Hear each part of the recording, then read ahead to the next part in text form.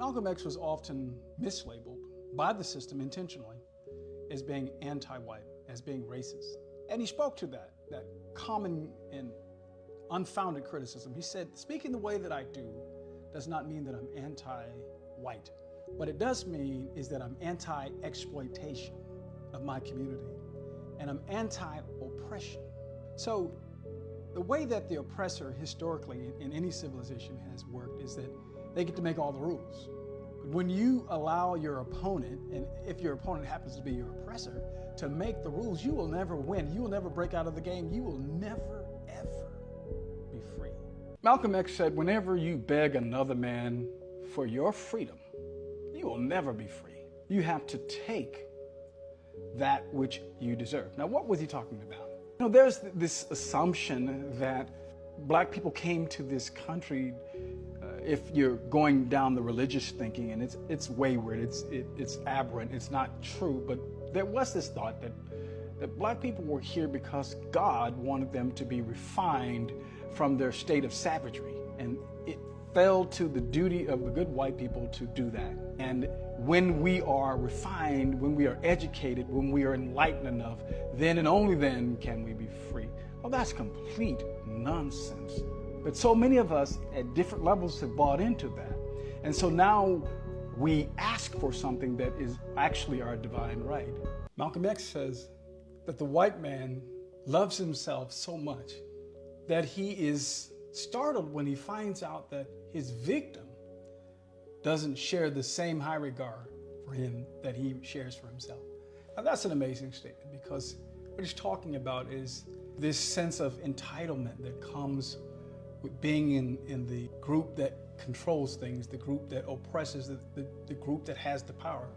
When you are in that group for so long, when you have privilege that you didn't earn nor do you deserve, you get the sense that that's the way things should be, and that in fact people should admire you because you're so strong, but ignore the fact that you got strong, quote unquote strong, that you became rich by oppressing, by extorting, by stealing, by robbing, by endangering people for no reason at all. Malcolm X says that the system is surprised when the victims, and in this case in the context of the United States of America, when the black man living in the North, living in the South, did not celebrate his white oppressor.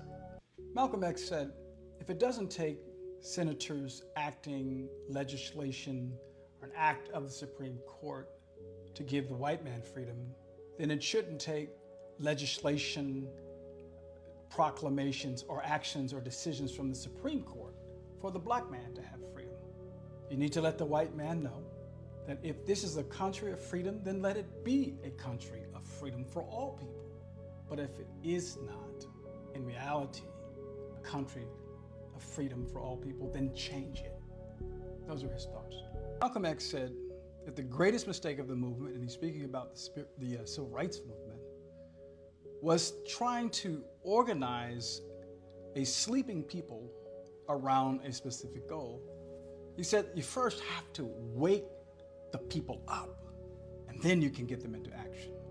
In the context of American history, particularly as it relates to black people, the treatment of black people, the treatment that black people got, the treatment that the Africans received was that the master literally tried to bleach out, beat out, teach out, educate out through religion and through any means that it chose, the master, to make that black body something other than an African.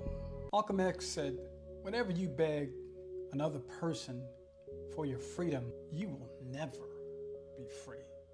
Freedom is something that you have to do for yourself.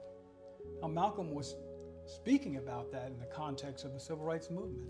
His concern was that black people were asking for something that they should be demanding, something that they deserved, something that it wasn't up to the white system and the white man to give them, nor was it up to the white man and the white system to take away. To the extent that the white structure had taken away black freedom, black equality, black equity, Malcolm's position was, you don't ask sheepishly for it to be returned to you. You demand it. You set things in motion. You take the initiative You be proactive. You be the pursuer. You don't ask other people to help you pursue. It's your burden. It's your problem. You take the initiative. Malcolm X said the greatest miracle of Christianity is that black men in the hands of white Christians have not grown violent. Now, what did he mean by that? Well, a couple of things. And let me say before I give you my commentary on this particular comment that I am a Christian. I identify as a Christian. In fact, I'm a Christian minister. So I am not anti-Christian. But what Malcolm was talking about was how Christianity was used as a tool by the white European system to control black people, to teach them to be subservient to their master, to not try to get material possessions in this life, not to try to get an education in this life, not to try to bring themselves up and to improve the lot of their family, because your reward, your blessing is when the sweet chariot swings low. And Malcolm is saying, the heck with all of that. Malcolm X said, you can't stick a knife 9 inches in my back and then pull it out 3 inches and try to convince me that we're making progress. What was he talking about? Politically, this is referred to as gradualism or incrementalism, meaning that we don't go for our freedom in its entirety at once, but we work with our oppressor to convince him to take steps toward freeing us. See, that was a basic difference in the approach between the civil rights movement that was headed up by Dr. King and others, and the approach that was advocated by Malcolm and other what are called black nationalists. But freedom is something that is deserved, that is innate to being a human being. All human beings around the globe are entitled to be free, period. End of the story. No man can give another man, quote unquote, freedom. What one man can do for the other man is respect his God-given right to be free. Malcolm X said there can be no black and white unity until there's first black unity. I think that that's appropriate, or an appropriate way of looking at things or approaching things. How do we get to universal harmony, national harmony? Well, harmony starts in our own house, in our own community. And he was pointing out the fact that there was division, there was dissension in our own camp, and we can't talk about and insist that the world love us and treat us fairly, and I'm speaking to black people now, if we don't love and respect ourselves and treat ourselves with dignity, not because we have something to prove, but because that's the path, that's the first step in any people moving forward to liberate themselves. They must love themselves first before they can liberate themselves. Malcolm X said, only a fool would allow his enemy to educate his children.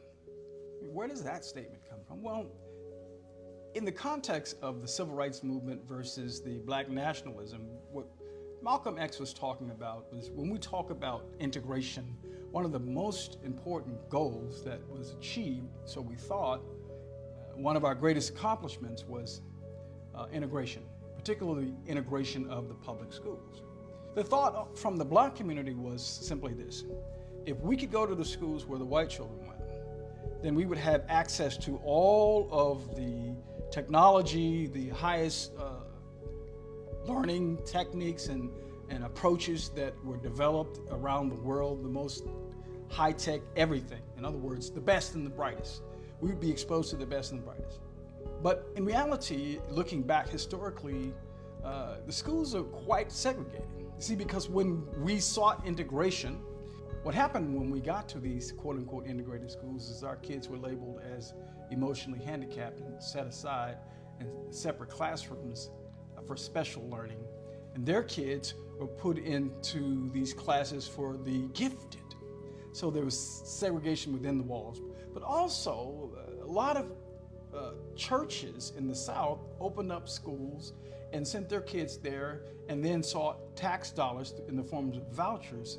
So Malcolm is saying, why are we chasing something that doesn't want us to be around, people that don't want us to be around?